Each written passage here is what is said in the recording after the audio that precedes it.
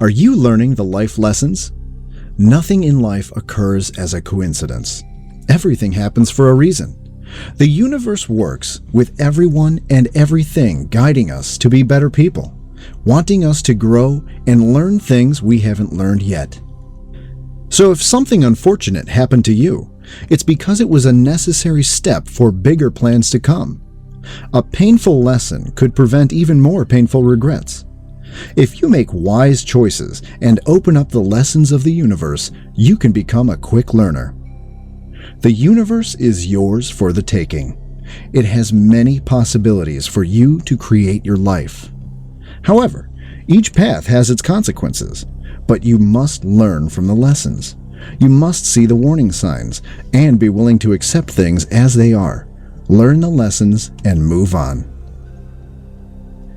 Remember, the universe wants us to be winners, but only if we are willing to experience and grow. How many paths are you willing to try out in order to achieve your outcome, to find your purpose, your soulmate, the life you desire? The universe can be thought of as a maze with endless possibilities, all kinds of experiences, good and bad. That is how you go on living. You don't have to keep staying on one path when there are so many new directions to explore. The more you experience, the closer you get to your destiny. You have the resources to break any cycle. Just listen to your gut feelings. Instinctively, you know when something is right or wrong. We all do. We have the resources to change behavior patterns. But in the end, it's up to us to decide to change or not, because many people know the right thing to do, but they don't do it. As an example, just because you were emotionally or physically abused by your parents or anyone else doesn't mean that you have to repeat the behavior to others. If you were in this kind of situation in your life, you should know how it feels. Why pass it on? Detach yourself from your past experiences that caused you pain and treat your past as your best friend. Nurture it. Understand it. Be compassionate towards it, and things will start shifting. Let it go. Change your state of mind. Live in the now. If you're still holding on to what happened, that means the past is in control of you and your life, instead of you being in control. When you're healing an emotional wound, it's like healing a physical wound. When you're wounded, it will hurt and bleed. Once it heals, a scar remains. The scar will remind you of your past, but it doesn't mean you have to relive it again. The wound has already healed. How you allow the past to affect your life is up to you. You can choose to relive the pain again or let your past go and learn from it. The scar will leave a reminder of what happened in the past, but it does not have to affect the present. The more you embrace and pay attention to the person within you, the more you nurture yourself. The more you take care of yourself physically and emotionally, the more self-respect you'll have. The more you love yourself, the less you feel the need to put yourself in the wrong situations, and in the end, you are happier and more fulfilled. In Graziella's book, The Gift Never Opened, she gives tools that you can apply in your life in order to achieve your true potential, change old patterns, program new behaviors, and get new, lasting results.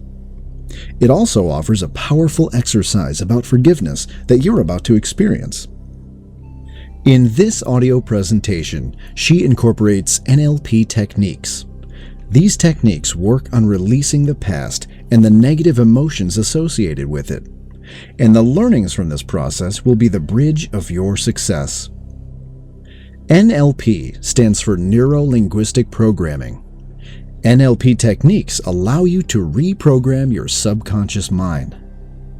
NLP can help you with releasing negative emotions such as anger, sadness, fear, hurt, guilt, ridding yourself of phobias and addictions, turning your dreams into reality, releasing stress and sleeping disorders, helping your child with learning difficulties, mastering your own emotions.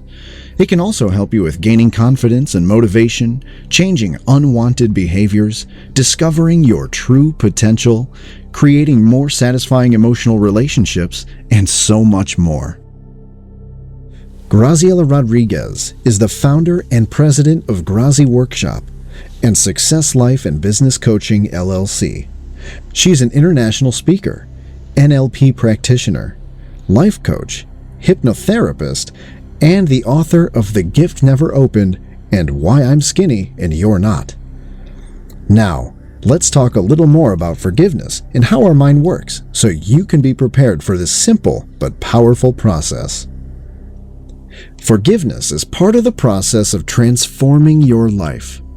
Hate is a powerful feeling that keeps people attached to one another. For instance, when you hate or have any negative feelings towards someone, that person is constantly on your mind. Your mind, body, and soul are constantly bonded to these negative emotions, weakening your body, draining your energy. You think about that person more than you wish. When you forgive, that person vanishes from your thoughts, and he or she is no longer a part of your daily life. You are automatically happier and lighthearted. Keep in mind, sometimes it also comes down to forgiving yourself so you can heal your emotional wounds, learn the lessons, and move forward to a better place in life. If you'd like to understand more about mind and body connection, Dr. John E. Sarno, one of the world's foremost back specialists, has written how painful conditions such as chronic neck and back pain, migraines, tendinitis, are rooted in repressed emotions.